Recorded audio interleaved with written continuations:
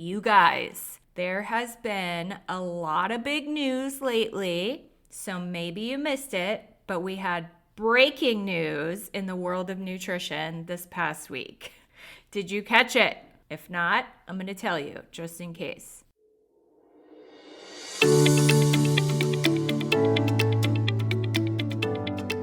Do you struggle to maintain weight loss but desperately want to feel good in your own skin, confident in your clothes, and improve your overall health? If so, you're home. Hey, I'm Sam, dietitian, specialist in weight management, and former functioning fat girl.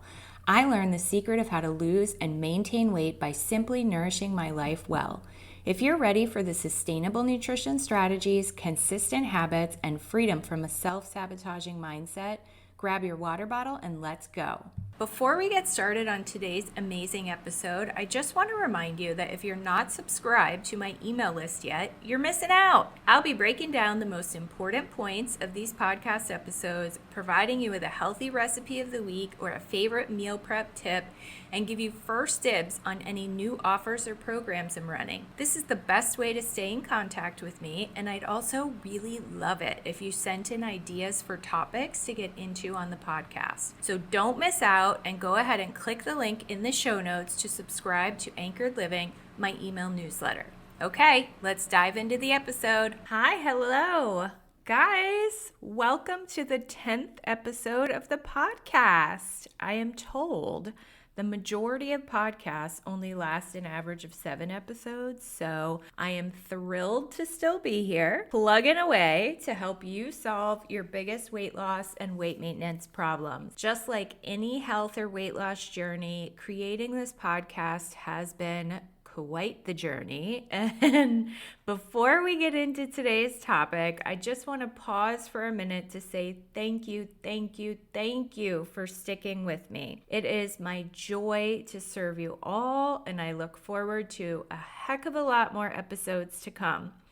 And just as a reminder, if you're enjoying my content, the very best way to say thank you is by leaving a review on Apple Podcasts or wherever you listen.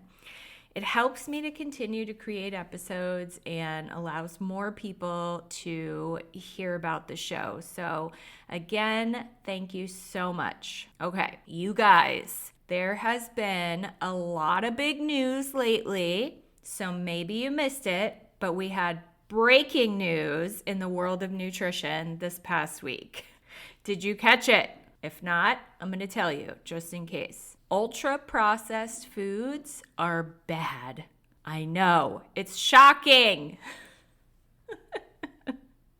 Y'all, obviously, I'm being sarcastic because, I don't know, I kind of thought we figured that one out a long time ago. But nonetheless, I am thrilled that more attention is getting paid here because it is, in fact, a real problem.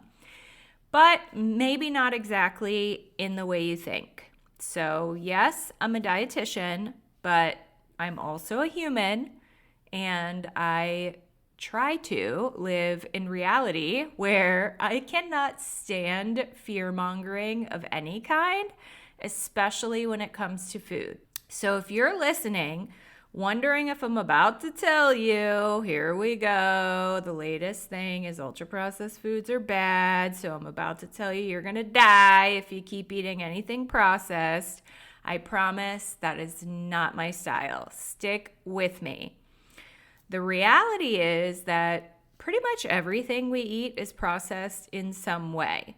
Yes, some more than others, and yes, some are better choices than others. There's 1,000,001 different reasons why people may choose to eat certain things, and there are people who don't actually feel like they have a choice in the matter, depending on finances or location, among lots of other things. I hear and feel all of that. My goal is to give you the information and education that you need to make the best, most informed choices, because we can always do better.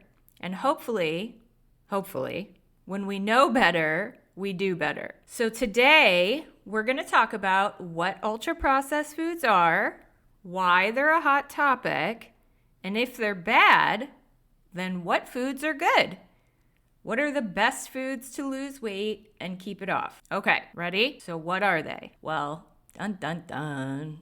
Actually, there's no current standard definition or criteria for what processed foods are, but some of the most common examples are like cookies, cakes, crackers, cereals, lunch meats, soda, stuff like that.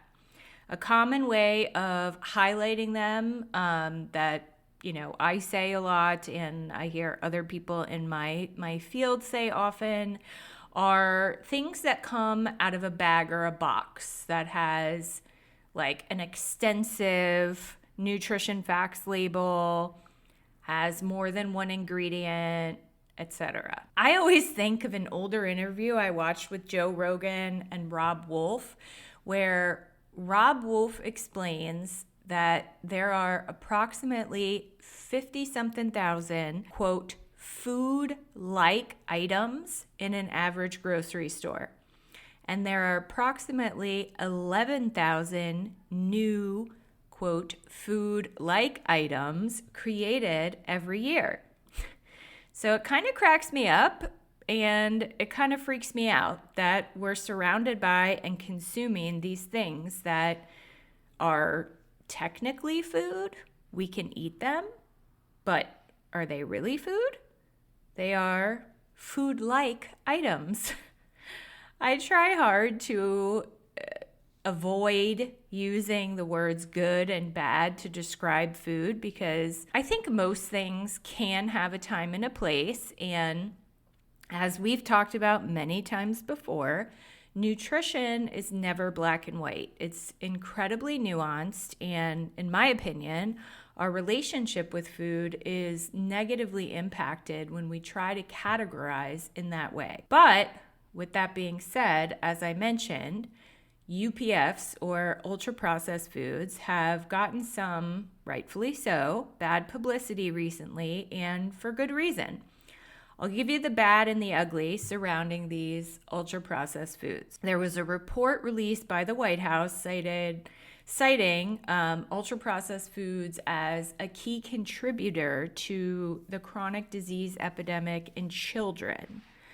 According to Google AI, a 2025 review found convincing evidence that high ultra-processed food intake increases the risk of death from cardiovascular disease by 50% and anxiety by 48%.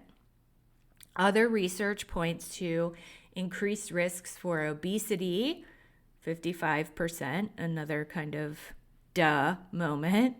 Sleep disorders by 41%, type 2 diabetes 40%, and depression 20%. Not so shockingly, 60 to 75% of the standard American diet comes from ultra-processed foods. So I'm not sure it needs to be said, but I think it's pretty common knowledge. I'll just say it anyways. Obesity significantly increases the risk of death.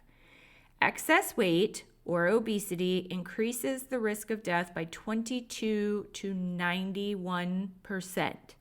I know that's a huge gap there, but that's because everybody's bodies and genetics are different. So, whether it's 22% increase or 91% increase of death, neither one is very desirable. So we don't want anywhere within that range. And furthermore, the CDC is stating that by 2030, which by the way is insane that that's only a few years away, but by 2030, half the U.S. population will have obesity.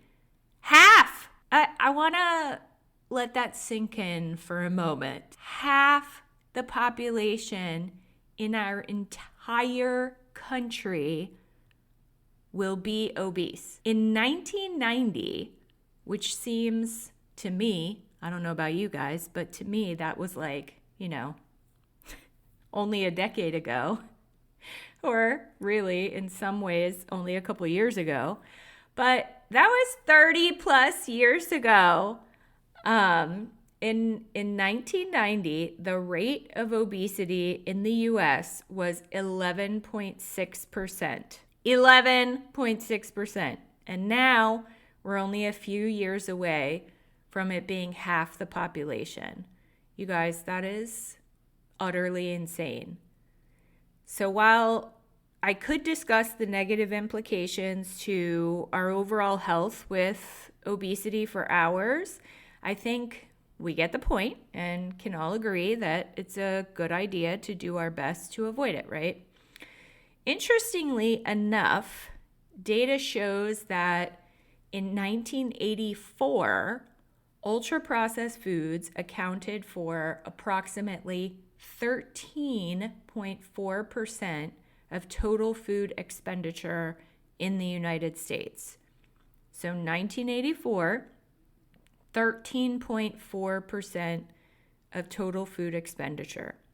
Care to take a guess at what it is now?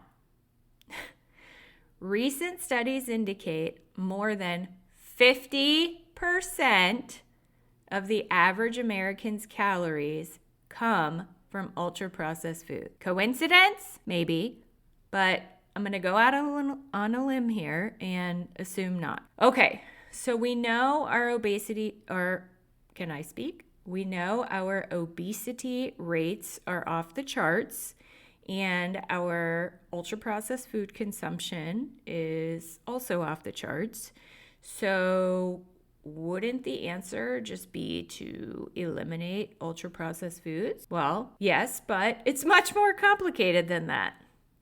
As we said before, one could argue pretty much every single thing that we eat is processed in some way. Interestingly enough, California passed a law that will ban ultra-processed foods from school lunches with a phased-in approach starting in 2029, so in 4 years from now, with full removal by 2035, which seems awesome, right? So California really taking a big step there, and they are, and I want to give them their flowers on that. That's great.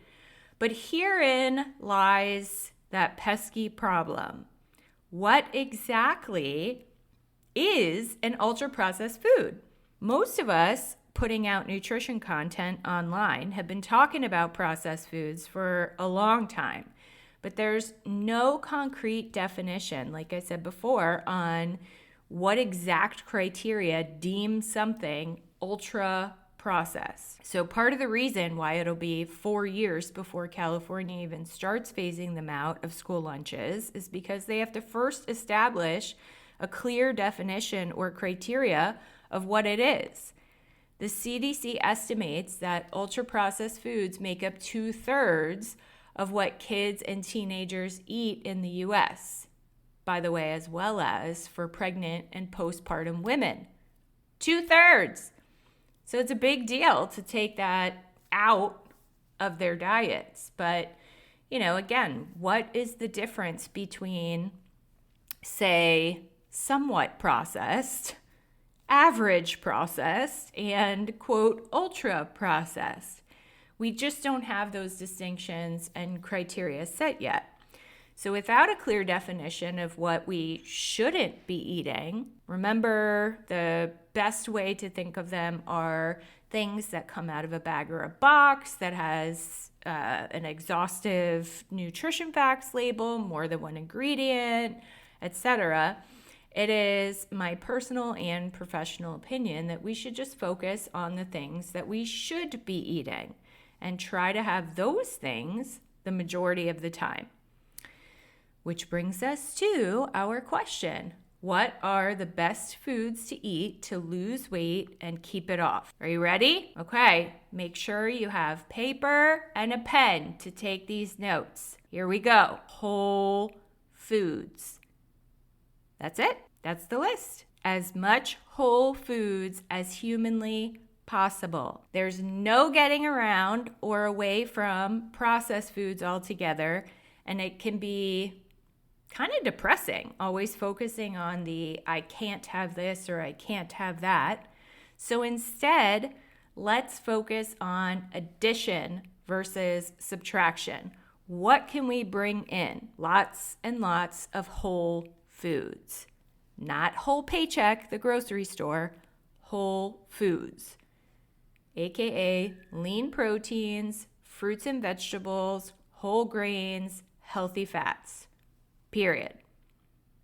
Specifically in terms of weight loss, the more of those whole foods we eat, the more satisfied or satiated we feel, which leads to less volume or less food that we consume overall, and therefore less overall calories. And by the way, why do we eat more of the quote unquote food-like items or ultra-processed foods? Because they're literally designed and created to bypass our own bioengineering. They are referred to as what we call hyperpalatable, which is basically high in sugar, fat, and salt, which again are the significant characteristics of ultra-processed foods. Because of their hyperpalatability, they bypass the body's own system of communicating hunger and fullness. AKA, we're able to just keep on eating despite not being hungry or even to an extent feeling full. We just can keep going. I won't get into the ongoing controversy of whether or not one can truly be addicted to food, but it is blatantly obvious that these hyperpalatable foods have strong addictive properties and lead to excessive binging and overeating. So, eating a majority of whole foods leads to less overall intake. Additionally, the better we feel, the more energy we have, leading to more activity, which leads to more calories burned. All bringing us to the beautiful position of a calorie deficit, which, as we talked about in the previous podcast, is essential for weight loss. In terms of overall health, the more of those whole foods that we eat, the more vitamins, minerals, antioxidants, etc. we are taking in, the better our blood sugars are balanced, the better our organs are functioning, the better our metabolism is functioning, and it's a domino effect in the positive direction for our health and our overall lifespan, really. Now, we could spend hours going through each of those different categories, the lean proteins, the fruit, the veg, the whole grains, and the healthy fats, and argue over the amounts of processing in each of those items, like best choices there, worst choices there, yada, yada. But like, why though? Keep it simple. When it comes to food, I am not talking about supplements. I am talking only about foods here. So no, if you're wondering if protein shakes and protein bars and protein this and that count in the lean proteins, the answer is actually no. Supplements are meant to be just that, a supplement to your actual food intake when you're unable to get all you need from food. You guys know I always keep it real with you, so in the spirit of full transparency, I absolutely use protein supplements. However, they are not part of what I'm saying we need to get more of. Does that make sense? We want more food sources of lean protein, fruits, vegetables, whole grains, healthy fats, all those things. So keep it simple. Don't lose the forest for the trees. I hope I said that correctly. We want more of exactly what I just said. The lean proteins, fruit, veggies, whole grains, healthy fats. Okay, so let's recap. As the disease of obesity has skyrocketed over the last 30 plus years, so has the prevalence of ultra-processed food intake. Can we completely eliminate processed food altogether? No, but we can avoid the super hyper palatable ultra processed foods as much as possible by simply increasing the amount of whole foods, or I'm going to say it again.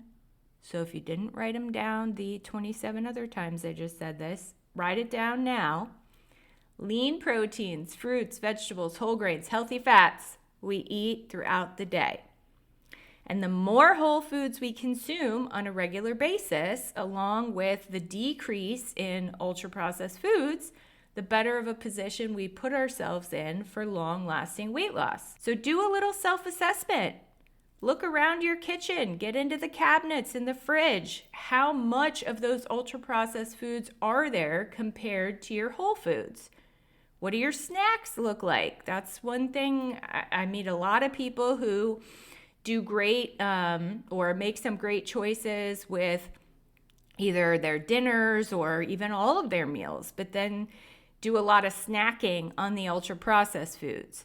So do your assessment, see where you can increase the amount of whole foods. Snack on fruits and vegetables versus chips and cookies. It's an adjustment. And like all change, it takes some time to get used to, which is very difficult and can feel very hard. But ultimately, it is so, so worth it. You are so, so worth it. I hope you found a lot of value in this episode, my friends. And until next time, God bless. Hey, friend, I really hope you feel empowered by this episode. If so, would you take 30 seconds and share it with another friend who needs it? Also, please leave a quick review for the show on Apple Podcasts. It brings me so much joy to know this podcast is helping you. Okay, time to go nourish well, aka eat some good food. I'll meet you back here next time for another episode.